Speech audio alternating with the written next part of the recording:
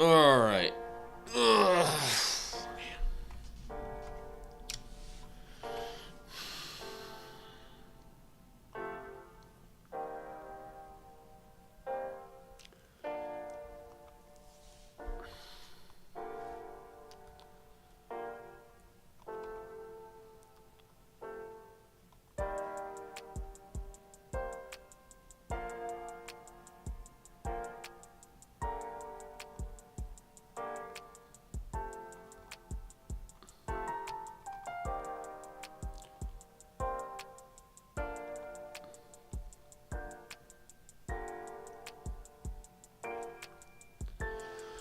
All right, 5-minute range is about to get set.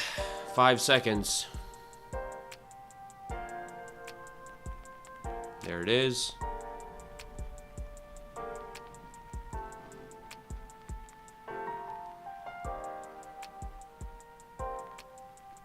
Below view op, pushing up to view op, so in a good spot here.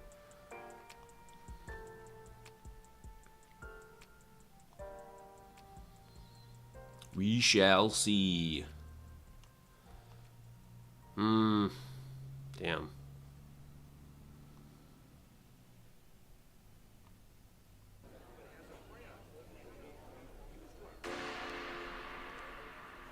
We have any news today?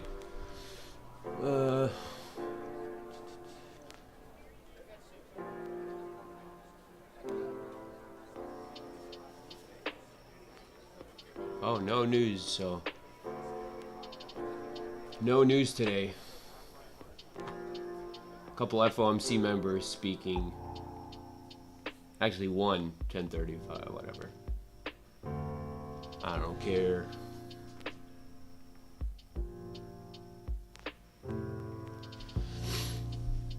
I could either hopefully the market doesn't like just completely chop sideways, but we should get some pretty decent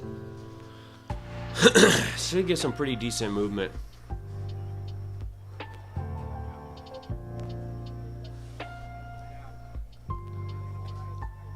We kind of took out pre-market lows down there. Yeah.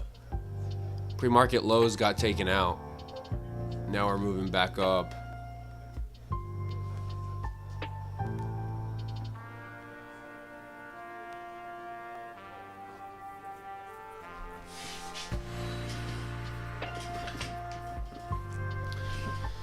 All right, let's see. There's the wow. Closure above. Tapping into view op, coming up to view op, seeing if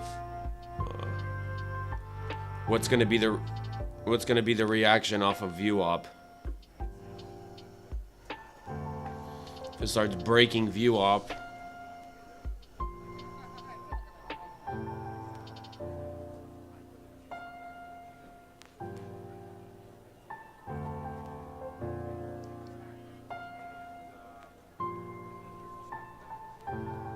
Worst fill ever. As soon as I bought, I was down 1,200.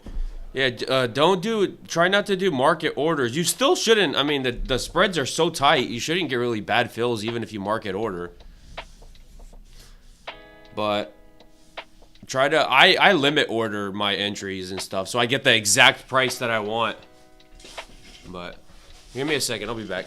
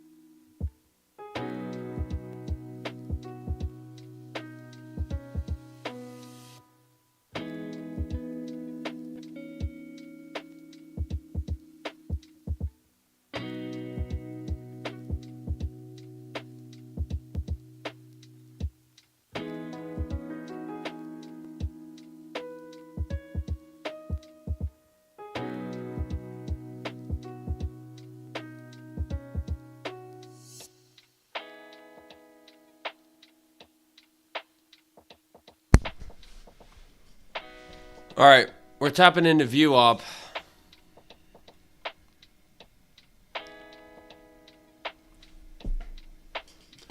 See what reaction we get off of view op. We're still overall bearish, so if this holds up,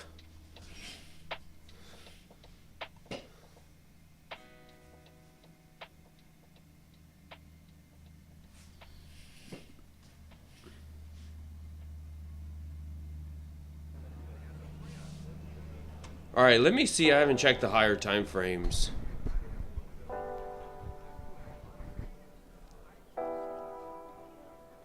All right, we're getting a bounce off of on the hourly chart.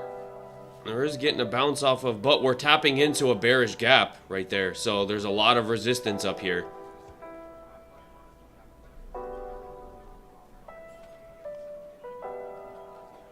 $15-minute chart, we're rejecting off the 200. So a little bit of some confluences here and there, but 5-minute chart rejecting. So there's a lot of resistance coming up.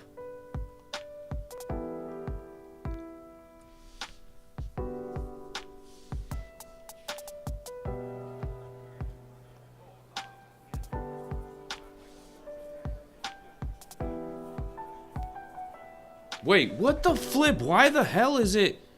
Bruh.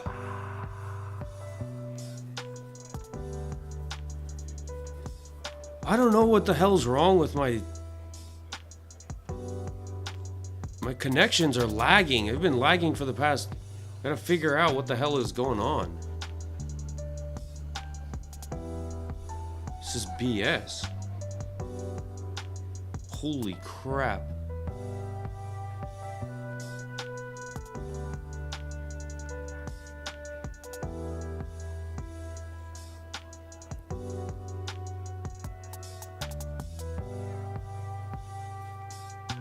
What the hell?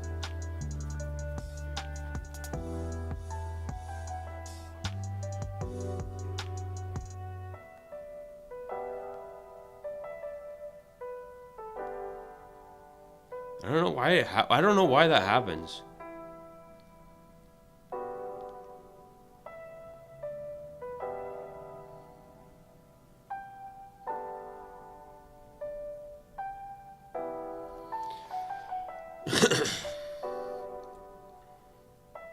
Had a lot of buyers step in right there, so don't look like we're gonna get.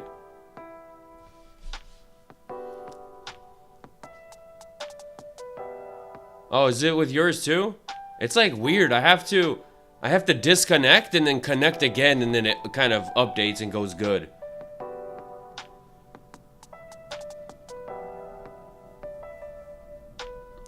You gotta kind of pay attention to that, because if you're not paying attention and it's lagging and you're thinking you're getting, you get into an entry and then it gives you like, oh, that's probably why. Oh, hold on. Who was it that said that earlier? Who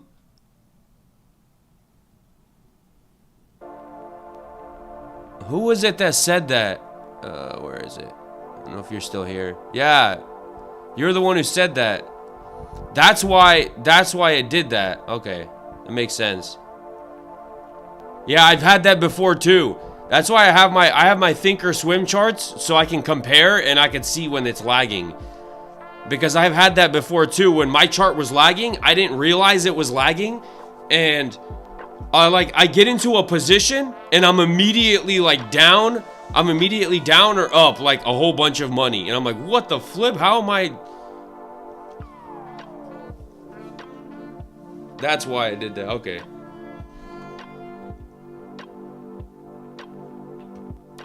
Tradeovate link to my trading view.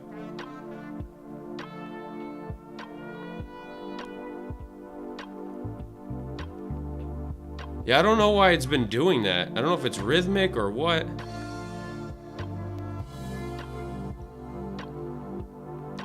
Alright, so I was hoping for a setup right here. I was hoping for a short setup, but didn't really get any.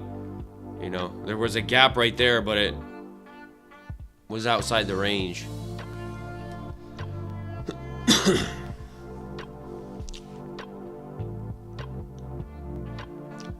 The lags for me too on TradingView and Project Deck, it seems to lag when there's a sudden spike in volume. Yeah, I've noticed that, yeah, with me before. So before, it never did that. I never had problems with lag. It's been recently where I've been seeing these issues happen. But before, I never had problems.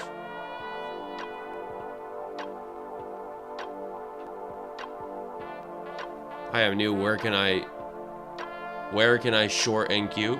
I mean, I can't tell you where to short. You got to figure that out yourself. That's the hard part about trading. Man, I was hoping for this short.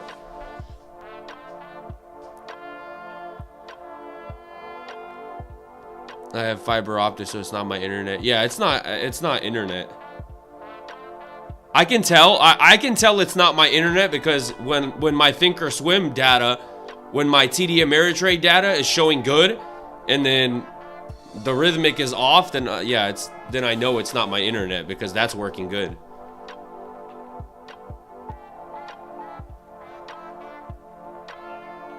Man, I was hoping to get the short down to these lows over here. Ugh.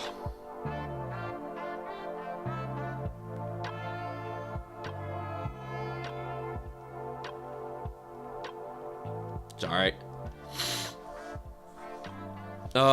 No, I mean, which platform can I short? I'm good at oh, okay.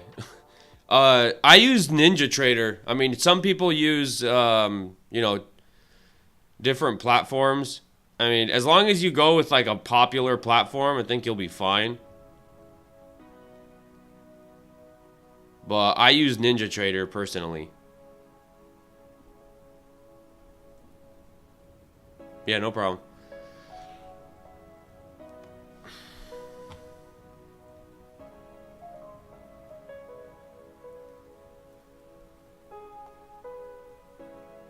Looks like crazy part is we go and take out those lows. We've already sweep pre-market lows, so if it comes back down here,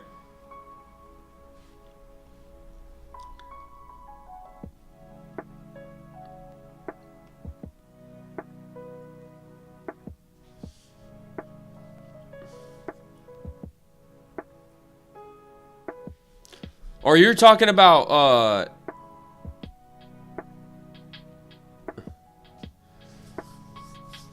yeah, I don't use Top Step because of their platform. You have to use their platform thing. I don't like it.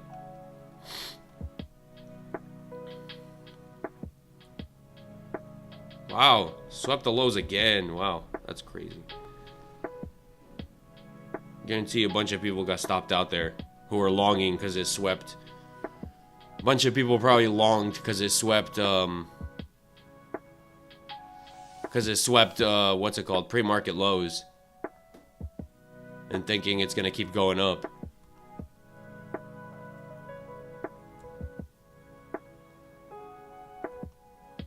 But my data connections are, I have rhythmic data connections for Apex, and then I have Trade of 8 connections for my Take Profit Trader accounts.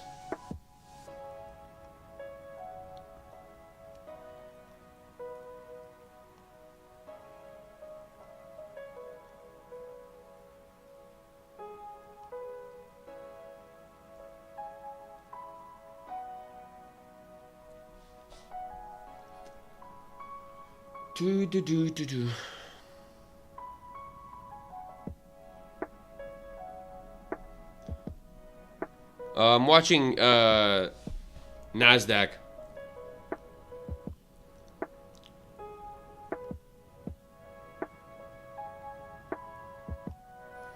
Tried TPT, I like him, but the intraday drawdown murders me. Yeah, you gotta kind of, you gotta take your profits. Especially with like, I mean, take profit, Apex, the live trailing drawdown. You almost gotta take base hits. You can't allow a trade to go, you know, a bunch into profit and then come back and stop you out of break even. So, for me, it doesn't really bother me because I'm like a base hit trader. It's either you know, doesn't happen too often where it almost hit TP and then stopped me out. It does happen, but not too often enough for it to really make a difference. I just take, you know, base hits 1-to-1. Sometimes, you know, a little bit better, sometimes a little worse, but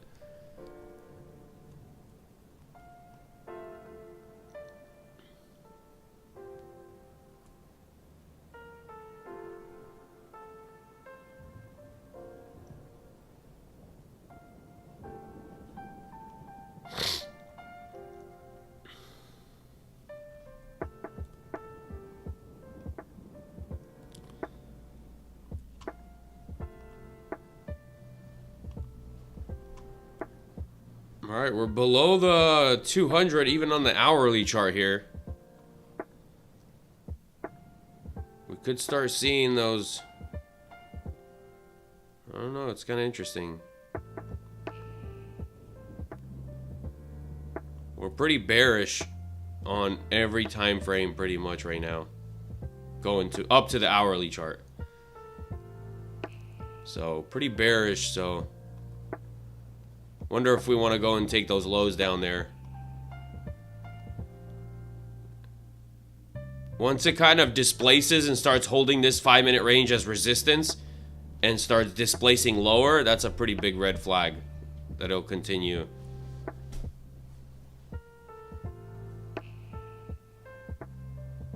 I passed an Apex eval. I'm still trying to figure what the 5-2. What do you mean with a 5-2-1? 5-2-1? What the 5-2-1 is?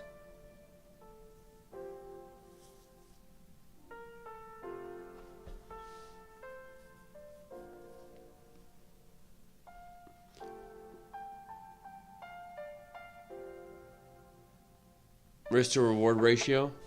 I mean, they don't require you to have a certain risk to reward ratio.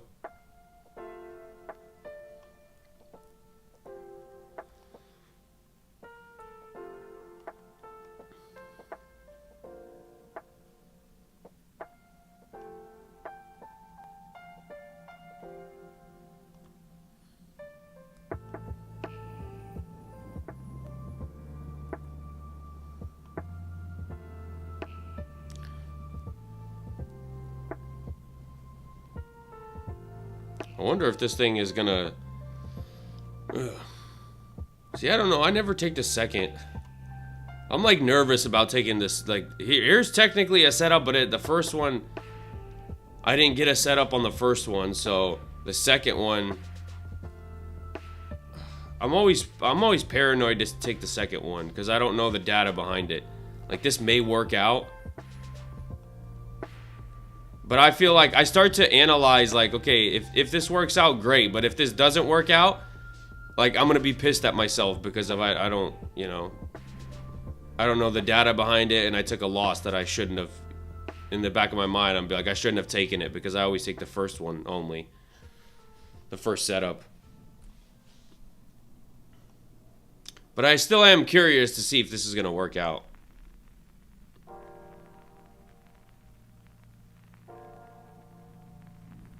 Not a bad trade.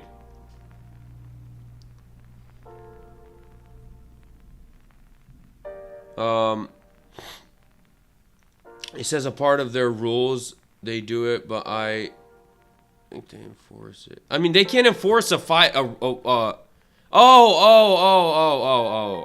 on. You're saying 5-to-1. They're talking about negative risk to reward. They're talking about negative, so you can't risk more than 500 to make 100. So that's what they're talking about. You know how some people will just take super quick scalps? They'll risk like $100. They'll risk like $500 to make $100. So obviously you're gonna take a lot of winning trades if you do that. So they don't want your risk to reward ratio being more than, you know, risking 500 to make 100, which you shouldn't be doing that regardless. Like, I don't know what trader would risk $500 to make only 100.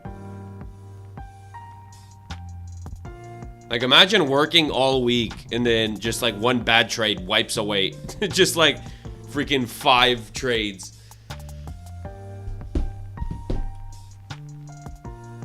There are people there are people that trade negative risks or rewards that are profitable, but they're not like, you know, crazy negative. They're like a little bit negative.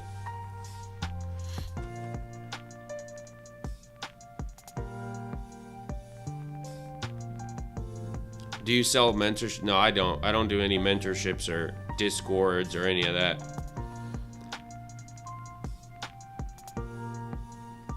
I just focus on my trading. I don't.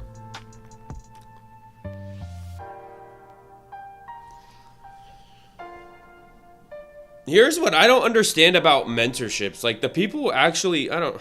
It's like it's a really touchy subject. Because then from one side, people are like, if you actually make good money teaching the thing that you're doing, why are you teaching it? Like, you know, there are other people that make good money doing it, and they're like, I just don't have time to teach it. Like, I just, you know, there's no reason to teach it. But I mean, I guess to each his own. But no, I don't. I wouldn't even have time to do that, even if I...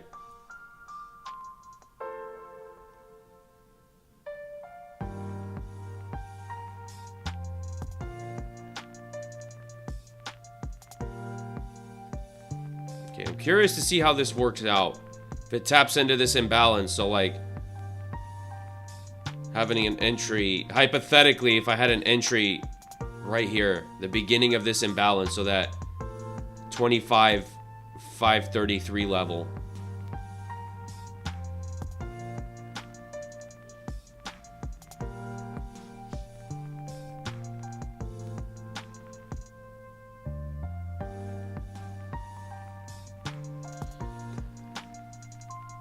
Maybe I'd go like super light size if I do try to take this. I just go like really light size. So it wouldn't really even matter. Just for data purposes.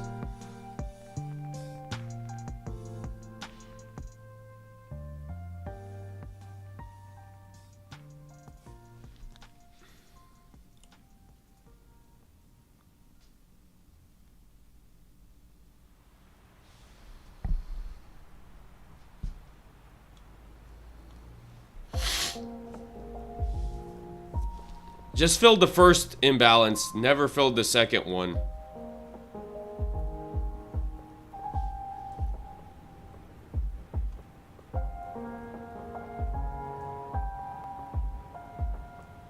Can you explain what you did and what you're hoping the outcome to be?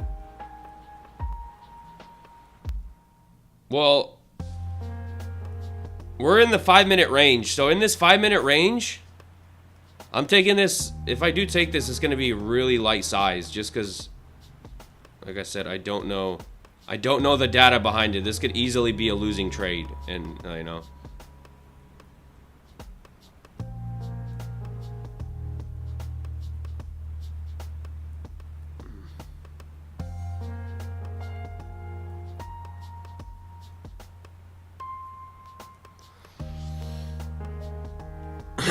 But, typically I like to look for the first breakout where we break out of the range, and then when sellers or buyers, wherever we are on the chart, aggressively step back in and push it back into the range, and then they push it so aggressively that they leave kind of these imbalances. What I kind of go for is for those imbalances, like what happened here. This imbalance got filled, and it ran straight up. So buyers stepped in. So pretty much the theory behind it is, look, even we took out this low down here.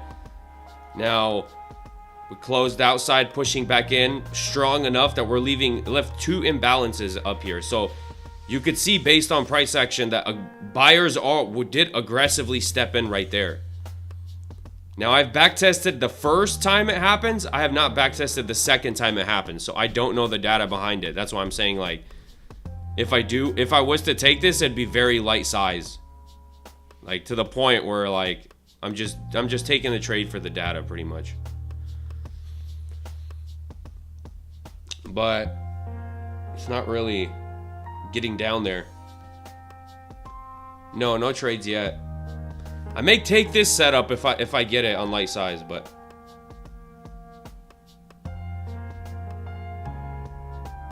And I say light size because this very likely could be a losing, I mean, this could be a losing trade, so.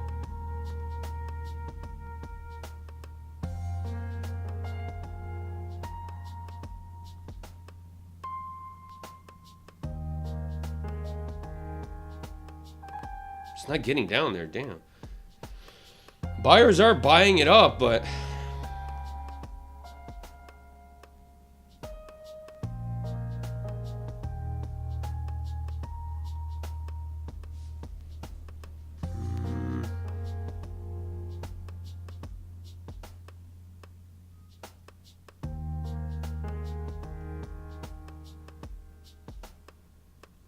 Stops below the lows. I may get stopped out here. This is like, so I said I don't know the data behind it, so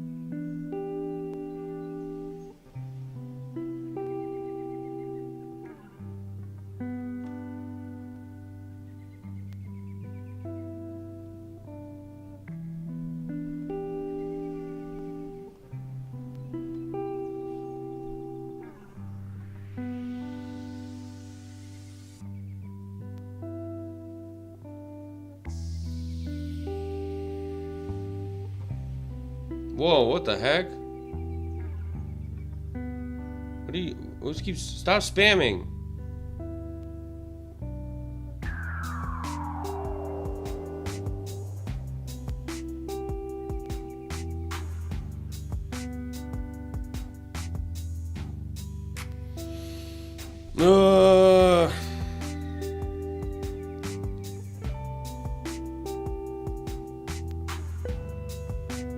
Bro.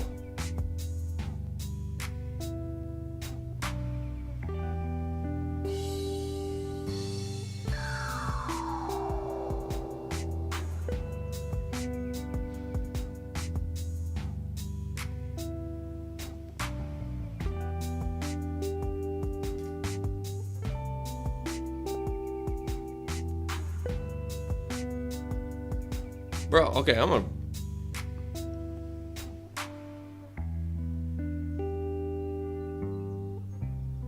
You've been muted.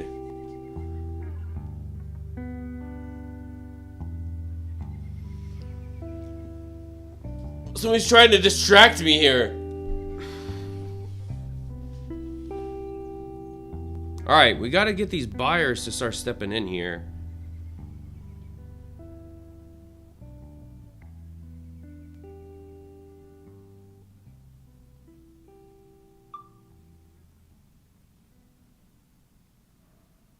Yeah, this does not look. This looks like I'm gonna get stopped out.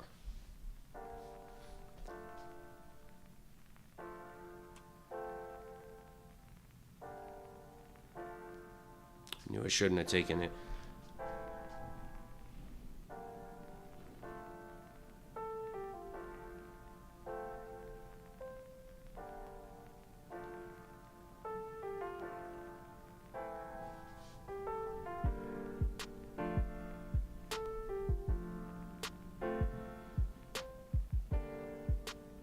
This freaking...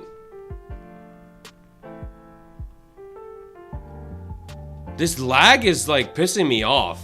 Like I got stopped out and it... Yeah, that's why I said... That's why I said very light size. Because the second setup doesn't really work too well. I don't know why, but it doesn't. So, it's fine. I took a really small loss on that, like a $60 loss, so it's fine. And there's the dump.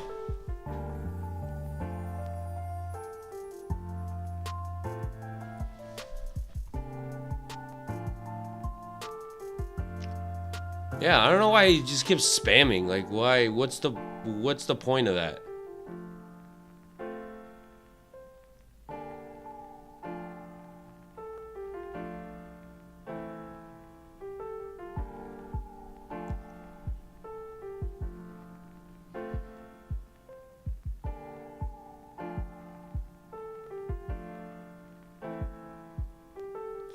Looks like we're going lower for the... looks like we want to go for those lows. We're starting to displace below this 5-minute range, so...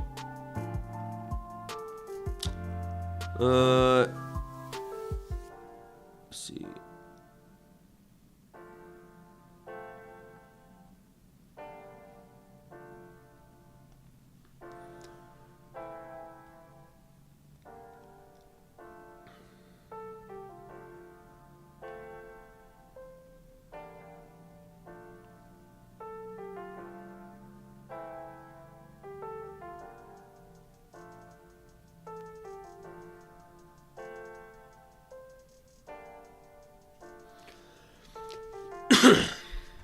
Man.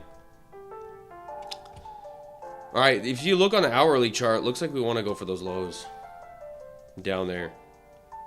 We got a couple stacked lows down there. In here, so. Tapped into that imbalance and just took a shit all the way down. Man. What a bummer. Bummer. See, this is why it's important to pay attention to stuff, and I can understand, right? If we now next time, that's why I said the first one, I was looking for the first setup. I was looking for a short initially here, a short for these lows, but I never got the setup like I did right there. Like I did for this move, but this move was the second move, so kind of like a fake out type of thing. That's why I typically don't take the second one. It doesn't work as good as if I would have had a setup on the first one.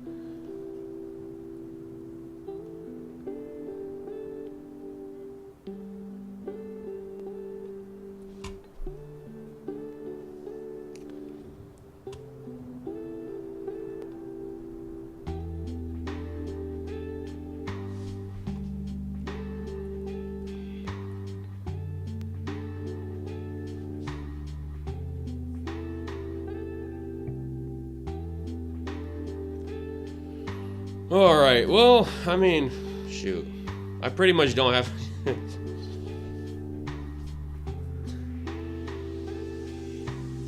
For those of you, Apex is 90% off, so... For those of you who are interested in getting accounts, it is 90% off.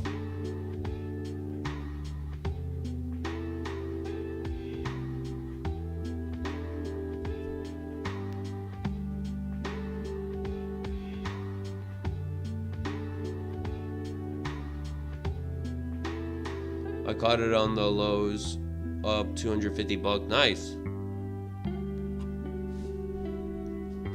Nice base hits. Take a base hit. Take your money and take your money and walk away. That's what it's about.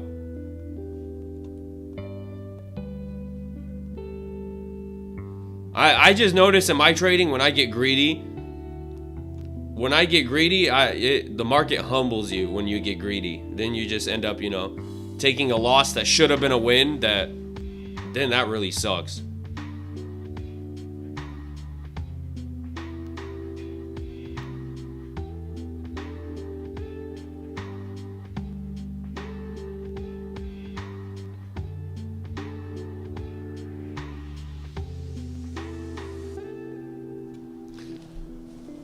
It humbles you, but you learn, right? As long as you learn, that's fine. As long as you learn and understand what to do next time. Like, because if you think about it, when you get greedy and take a bunch of unnecessary losses, those unnecessary losses add up, right? So they like one loss, then another one, then another one. It's just like all these little unnecessary losses, and you look back and you're like, man, if I would have just like actually not been greedy, I would have been up so much more money.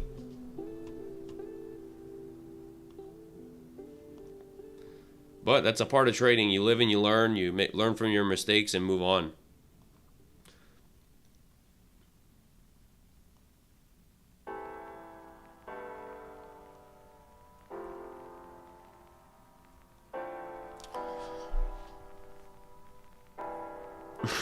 Yeah, did I go all in? Did I go on tilt? Yeah, that's where a lot of people fail in trading is the tilt part. Trading brings out my worst habits.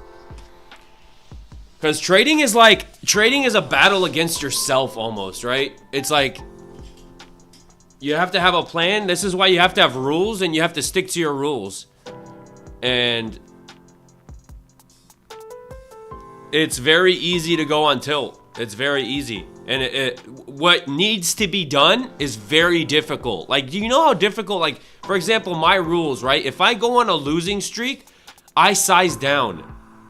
Like, do you know how hard it is mentally to, let's say if I take 3 losses in a row, say I'm risking $400 per trade. So it's 400, 400, 400. Then if I take my 3rd loss in a row, I size down half size. Now I'm only making $200 when I'm making money. So it's like mentally it's very difficult because your natural instinct is to size up to try to make back those losses faster. But what really needs to be done is sizing down to protect yourself and then taking a couple base hits, getting back on the rhythm, and then you start make back a couple half size losses, then you can start sizing back up again. And most traders do the opposite of what they need to do.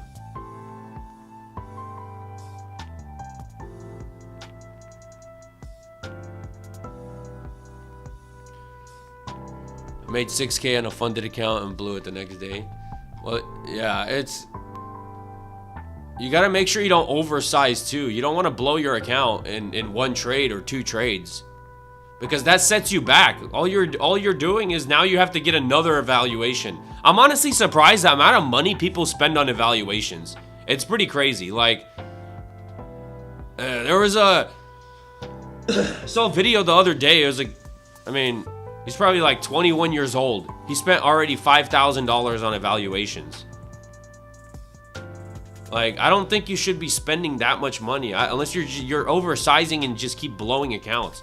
I don't see a point to that. Especially like when you're learning, when you kind of proven that you know how to trade, then you can start doing, whatever. But when you're still learning and you know you're gonna blow accounts, what is the point of like sizing up and blowing accounts every single day? That's the downside of prop firms. Prop firms incentivize, you're like almost like you're tempted to just like kind of gamble in a sense with prop firms. That's the temptation with prop firms. And that's where a lot of people go down that road. And like I tell people, it's a very dangerous road to go down. I wouldn't recommend it. Could you get payouts faster? Yes, you can. But you're building very bad habits that and we all know about habits. Once you form a habit and you do it, if you doing it the same thing, say you're doing prop firms for years with bad habits, it is very, very difficult to break bad habits once you've already formed them. Like I've even heard stories of like these proprietary firms that have actual floor traders.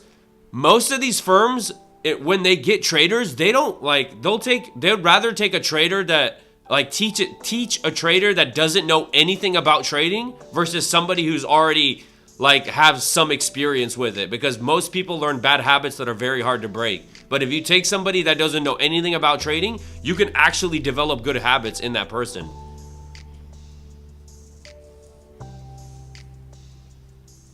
So you gotta weigh it down. I mean, you gotta weigh it for yourself. It's like, yes, if I have these bad habits, these gambling where I'm oversizing, over leveraging, going on tilt, like, could you get payouts?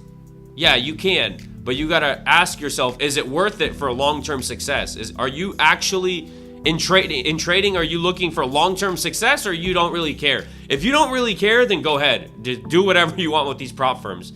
If you don't really care. But if you're someone who actually wants to be a successful trader and possibly eventually trade a live account, you cannot trade a live account the way 99% of people trade these prop firm accounts.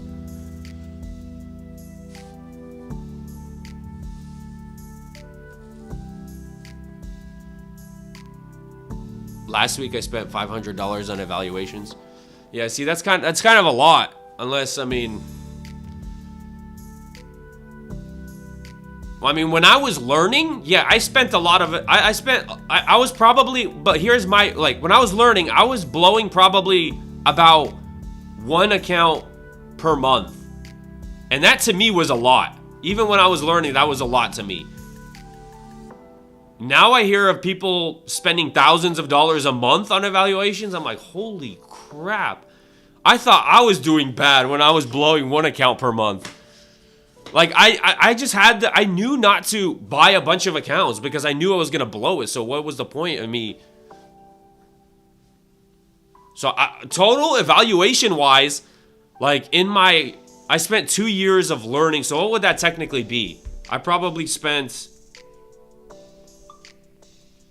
and some evaluations I didn't blow every month. So some of them took me a couple months to blow when I was learning.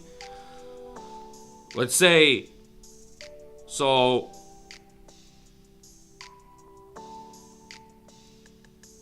I mean, I probably spent less than $2,000 total on evaluations when I was learning. And that's like $2,000 in like 2 years of trading, of learning. So now I'm at the point, right? Now, then this is what happened, right? Yes, when I was learning, I was blowing like one account. Sometimes I had account last a couple of months, but like now that I learned, look what can happen. Now that I learned, I was able to buy 7 accounts and be able to take those 7 evaluation accounts and pass the 7 evaluation. Now I have these 7 funded accounts because I took the time to actually learn how to do it and manage. It's not just learning how to trade. It's learning how to manage your emotions. It's learning how to, when you take a loss, walk away, journal, pay attention to what you're doing wrong. Is there something you could have done wrong? Like, for example, this trade that I took today that I said I was taking on very small size. Why did I take that on very small size? Because I don't know the data behind it, right? So I took the trade, ended up being a losing trade because I knew the statistics behind it were a lot lower probability, but I was still willing to see just for the data wise, right? So I took like a $60 loss. It is what it is. But I learned from that. Now, next time the second setup happens, I'm just not going to take the second setup.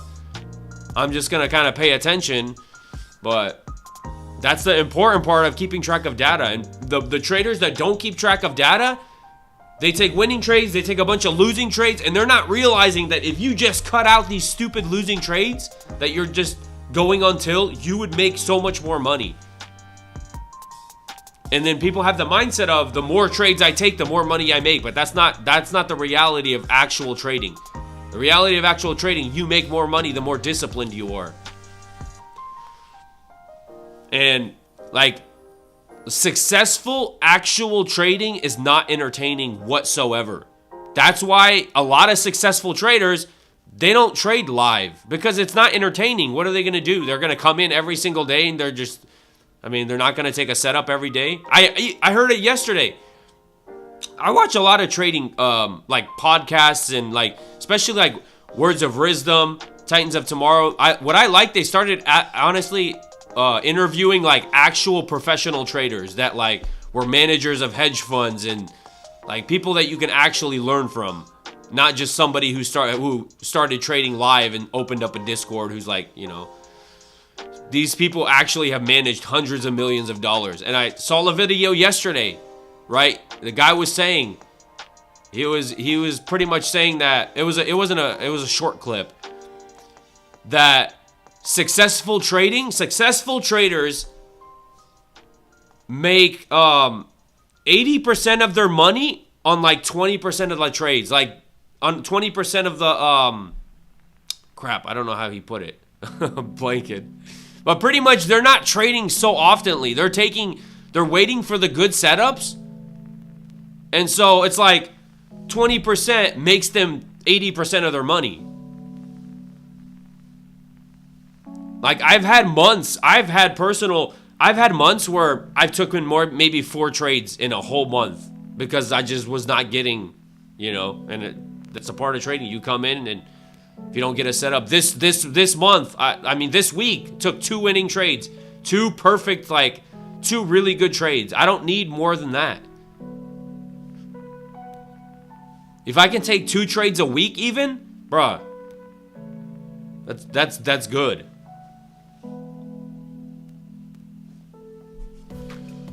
Like people, and this whole social media thing of this whole P&L corn type of thing, where everyone wants to flash crazy P&Ls to try to bait you into buying a Discord or you know, buying a course. It's such BS. It kind of pisses me off because it's like people get baited in, and then like they get this unrealistic expectation where they're just comparing their P&Ls, and they're like, now then, right? These people get baited in. These people start buying evaluation accounts, start risking a crazy amount because they want to be able to say, I made $2,000 today. But you didn't really make it because it's an evaluation account. You're blowing it. You're going to blow it the next day. You know, so it's like they just want to get that dopamine of seeing $2,000 on the screen, but it's not really $2,000. They're not actually making $2,000. They're just trying to flash that P&L to give them that dopamine hit. And then you see all these massive P&Ls, and what happens is then you don't get traders that just trade, you know, maybe risk $50 a trade, $100 a trade, because it's like they're seeing all these big numbers, so they think it's stupid to only risk $50. But in reality, that's the smartest thing you could do, is to really size down and actually learn instead of just going haywire and just blowing accounts left and right.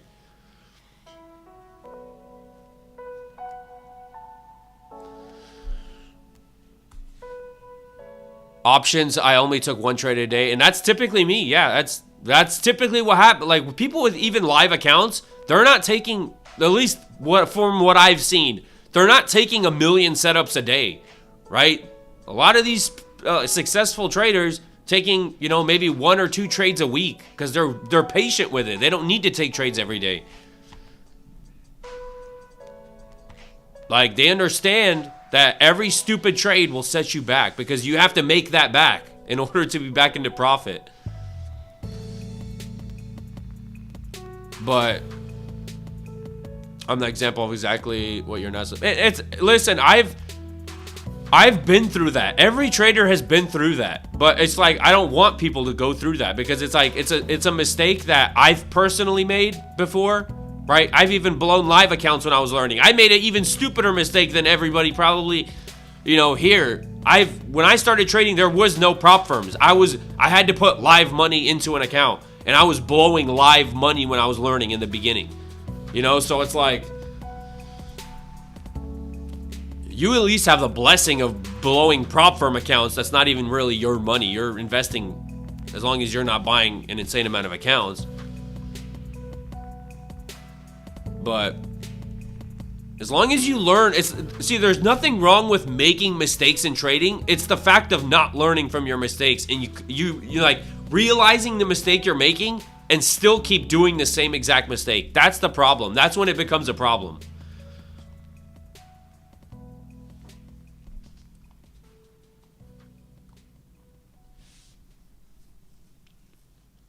I made 50K in one day and blew it because of the over trading. Yeah, that's crazy. CT bros are coming in to teach you guys how to make money, not buy courses. CT bros? Who's CT bros? Like even with this dude, right? What is it? Trades by Psy or whatever. Him posting, like, I just saw his freaking thing, posting $3 million days. Bro, come on. Like, I personally, hot take, we need regulation in this. And, like, we really do need regulation. And the people that, like, we are getting so many, like, scammers coming into this industry. And it's making this industry look very, very, very bad. To the point of, when I started to trade, saying you were a trader was like, hey, what do you do? Hey, you know, I'm a trader. That was like a flex. People were like, oh, wow, you trade? That's awesome. Now, all these like 20, 21-year-olds that came into the industry and are just like, they don't really know what they're doing. They're just selling courses and flashing these, you know, fake P&Ls and stuff. It gave us such a bad taste to the industry that people don't even want to say. Even the professionals that are traders don't even want to say that they're traders. Because it's like, oh, so you're a scammer? Like, oh, what course do you sell? That's now the taste in people's mouths about trading. And it's like, it's bad. It's sad because it's like, it's a very tough industry, and it's getting so much like hate now that even more people are saying it's a scam because of the people that are coming into the industry. Like, and it's a hot take. No other person will tell you that, but it's like, we do need more regulation in this industry. But the problem is, right? It's a very tough, like the prop firm space is a very tough industry to regulate because it's not actual money. Like when you take the SEC and all that, there's regulation if it's actual money. But the fact of you're buying an evaluation account and you're trading fake sim money, it's very hard to regulate an industry where you're not actually trading real money. So it's a double-edged sword. And yes, prop firms are a blessing. They've been a blessing to me, right? So I was able to actually learn how to trade because of prop firms. So I'm not saying they're bad, but I'm saying they just people don't use them like to actually learn. They use them as casinos. That's what they do. And then flashing those P&Ls on X and on, you know, then people see that. I mean, go on X, right? If any of you are on X and follow traders on there too, go on X, all you'll see is thousands, like tens of thousands of dollars in profits. So when you have a new trader that takes a loss and then he goes on X and this person made $10,000, this person's showing a $3 million trade, this person's showing a $20,000 trade, this person's showing a $2,000 trade, and then this, like, everybody supposedly is winning, right? Everybody is winning, but somehow, and then you get the mindset of there's a possibility to learn trading that you never take losses. And every time you take a loss, you feel like you're doing something wrong.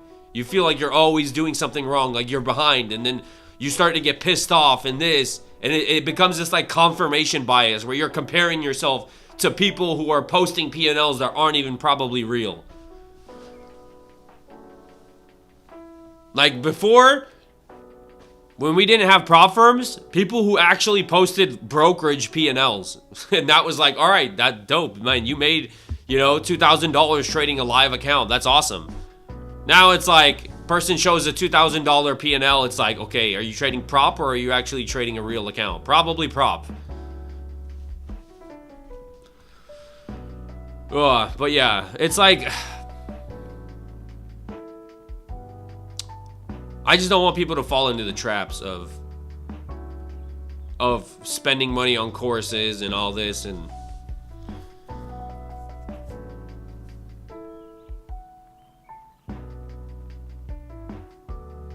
we are just tanking. I figured we're gonna go for those lows. Yeah, we just took out those lows down here. What a freaking crazy candle. Look at that hourly candle. Somebody took a short off this imbalance right here. That was the perfect short. I was looking for a short right there initially, but sucks. I didn't get the imbalance confirmation. We had that imbalance right there. Like if this imbalance was inside the range, I would 100% taken this short right here.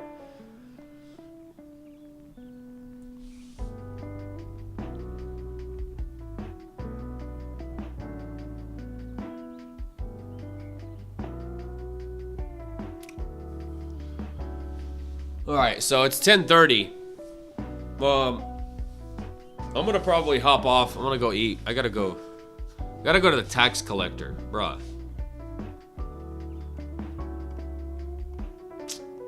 Holy crap, dude, we are still dumping.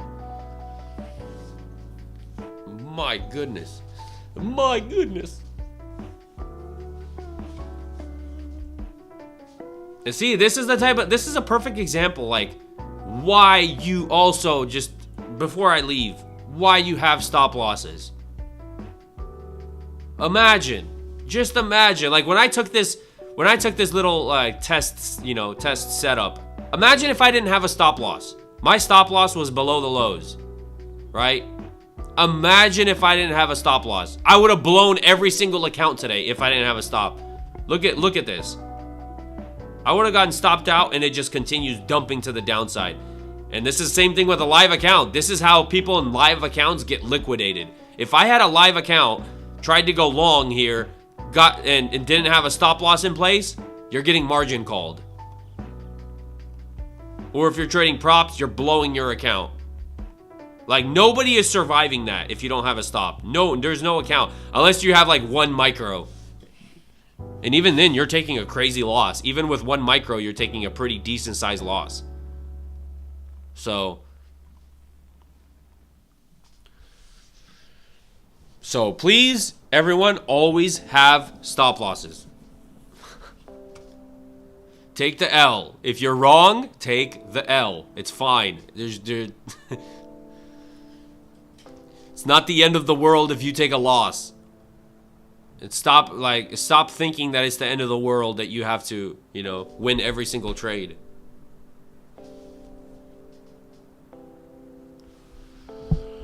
But, all right. Let me see. Golly, we're still dumping. All right, I'm gonna hop off. I've been on for an hour. But I'll be back Monday for another week of trading. But y'all be careful. Don't blow your account. The worst thing is blowing an account right before a weekend. Please do not blow an account right before the weekend. Like, if you made money, protect your money. If you lost money, still protect your money that you've already made before. So don't dig yourself in a hole. Know when to walk away. If it's not working, walk away and call it a day. You can come back Monday. Market's gonna open back up Monday. There's gonna be more opportunities. But that being said, I'm out. Y'all have a good weekend. I'll see you guys Monday. Peace out.